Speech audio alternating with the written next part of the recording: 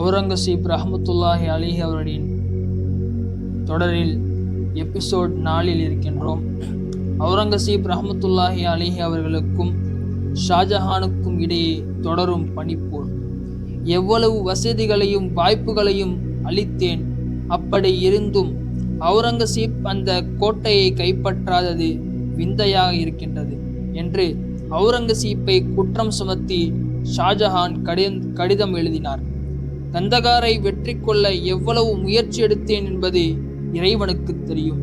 என் சக்திக்கு உட்பட்ட அனைத்தையும் நான் செய்தேன் என்பதையும் இறைவன் அறிவான்.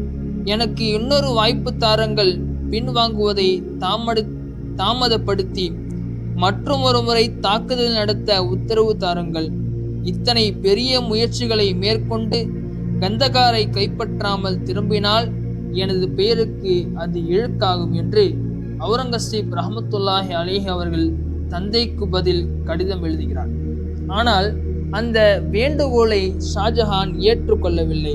பேரரசர் ஷாஜஹான் படையை திரும்ப அழைத்த செய்தியை அறிந்ததும் படை வீரர்கள், உளவாளிகள் பதுங்கும் குழி அமைத்து போரிடுபவர்கள் அனைவரும் போர்க்களத்திலிருந்து திரும்பிவிட்டனர். பணிவான வேண்டுகோளும் பரிகாசமான பதிலும். ஆரம்பத்தில் தாரா ஷூக்கோ தலைமையில் நான் கந்தகாருக்கு செல்கிறேன் என்று அவுரங்கசீப் ஷாஜஹானிடம் கூறியிருந்தார். ஷாஜஹான் இப்போது கந்தகாரை கைப்பற்ற தாரா ஷோக்கோவை தான் அனுப்ப போகிறார் என்பதை அறிந்த அவுரங்கசீப் என்னையும் தாராவுடன் அனுப்புங்கள் என்று தந்தையிடம் வேண்டுகோள் விடுத்தார். தாராவின் சொற்படி ஆடும் ஷாஜஹான் அவுரங்கசீப்பை அப்போதும் உதாசீனப்படுத்தி விடுகிறார். நீ கந்தகாரை கைப்பற்றக்கூடிய திறமை உள்ளவன் என்று நான் நம்பியிருந்ததால் உன்னுடைய இராணுவத்தை நான் பின்வாங்கிவிட சொல்லியிருக்க மாட்டேன். ஒவ்வொரு மனிதனும் சிற்சில வேலைகளை செய்யாமல் அனுபவமிக்க மனிதர்களுக்கு அறிவுரைகள் தேவையில்லாத ஒன்று என்று அறிஞர்கள் கூறுகின்றார்கள் என்று ஷாஜஹான் அவுரங்கசீப்பிற்கு கடிதம் எழுதினார். சிறு துணியளவு அறிவுள்ளவனும் தன்னுடைய கெடுதல்களினால் தன்னுடைய நல்லவற்றை அறிந்து கொள்வான். தந்தையாரின் நல்லெண்ணத்தை பெற வேண்டியவற்றை செய்ததுதான் போரிட்டிருக்கின்றேன். வேண்டுமென்றே தோற்று போகவில்லை. முயற்சித்து தோல்வியடையாதவர்களை முயற்சிக்க செய்ய சக்கரவர்த்தியின் இஷ்டப்படியே நடக்கட்டும் என்று அவுரங்கசீப் தந்தைக்கு பணிவாக பதில் கூறினார். அவுரங்கசீப் சென்றதை விட பல மடங்கு வீரர்களையும் பணத்தையும் பொருட்களையும் கொண்டு சென்ற தாராஷோக்கும் கந்தகாரில் 5 மாத முற்றுகைக்கு பின் தோற்றுதான் திரும்பினார் என்பது பின் நடந்த வரலாறு. உள்ளத்தை காயப்படுத்திய உத்தரவு அம்புகள். ஷாஜஹான் பிறப்பித்த அத்தனை உத்தரவுகளையும் மதித்து நடந்த அவுரங்கசீப்பின் எந்த வேண்டுகோள்களையும் ஷாஜஹான் ஏற்றுக்கொள்ளவில்லை. மாறாக அவுரங்கசீப்பிடமிருந்து சில ஜாகிர்களையும் பறித்து கொண்டு அரச வருவாயின் அளவையும் குறைத்து அவுரங்கசீப்பை தக்கான கவர்னராக மீண்டும் நியமித்தவர் ஷாஜஹான். இந்த வடுக்கல் வேதனைகள் அவுரங்கசீப்பின் அத்திம காலம் வரை மறையவே இல்லை என்பதற்கு சான்றுகள் பல உள்ளது. வேதனையை சுமந்த வண்ணம் தனது அண்ணன் தாராவின் பேச்சை கேட்டு ஆடும் தந்தை ஷாஜஹானை மனிதலே எண்ணி நொந்தவாறே தக்காணம் சென்றார் அவுரங்கசீப். தக்காணத்தில் தந்தை தனையின் தகராறுகள். முகலாய சிம்மாசனத்திற்கு வாரிசுகள் உருவாவது திட்டவட்டமான சட்டமுறையினால் அல்ல. எந்த இளவரசரும் சிம்மாசனத்திற்கு வர வேண்டுமானால் போராட்டங்களையும் சாகசங்களையும் நடத்திதான் வர முடியும் என்பதை அனைவரும் அறிவீர். ஆலம்கீர் அவுரங்கசீப்பின் சாதனைகளும் ஒழுக்கமும் இஸ்லாமிய சமயவாதிகளின் மத்தியிலே அவரை ஒரு தீராராக உருவாக்கி கொண்டே வந்தது. அதே வேளையில் தாராஷூக்கோ மீது அவர்களின் ஆதரவும் அனுதாபமும் இல்லாது போயிற்று.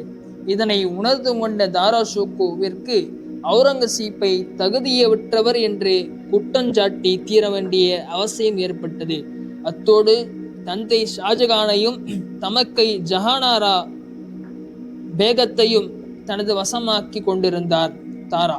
எனவே அவுரங்கசீப்பிற்கு எவ்வளவு இடைஞ்சல்களை செய்ய முடியுமோ அவ்வளவையும் ஷாஜஹான் தொடர்ந்து செய்து வந்தார். அவுரங்கசீப் தக்காணத்தில் பொறுப்பில் இருந்தபோது ஷாஜஹான் அவருக்கு கொடுத்த தொல்லைகள் கொஞ்சமா நஞ்சமா, மாறுதலும் மனக்கசப்பும். தக்காணத்தின் பகுதிகள்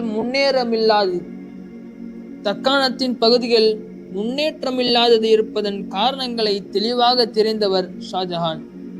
இருந்த போதிலும் அவுரங்கசீப் பூரன்பூர் வந்தடைந்த 3 மாதங்களுக்குள்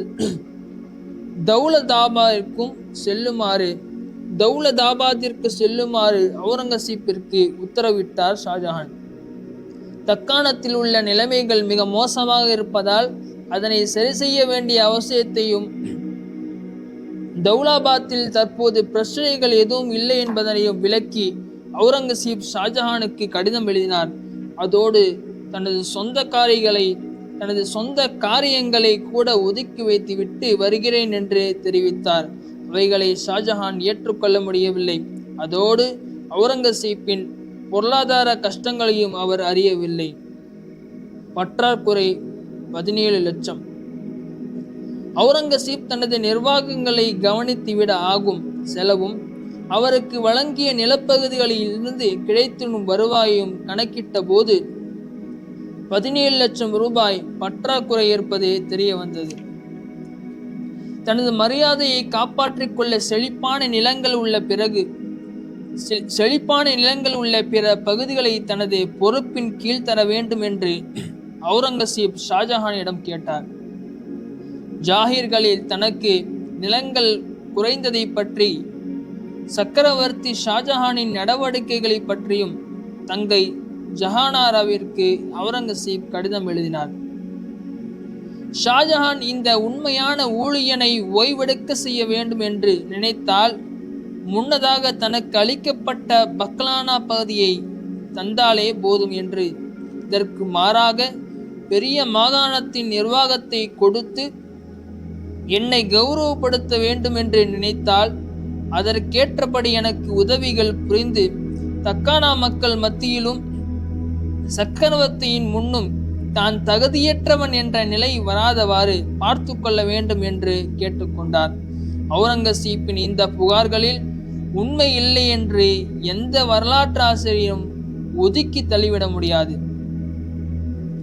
4 பங்கு வருவாய்.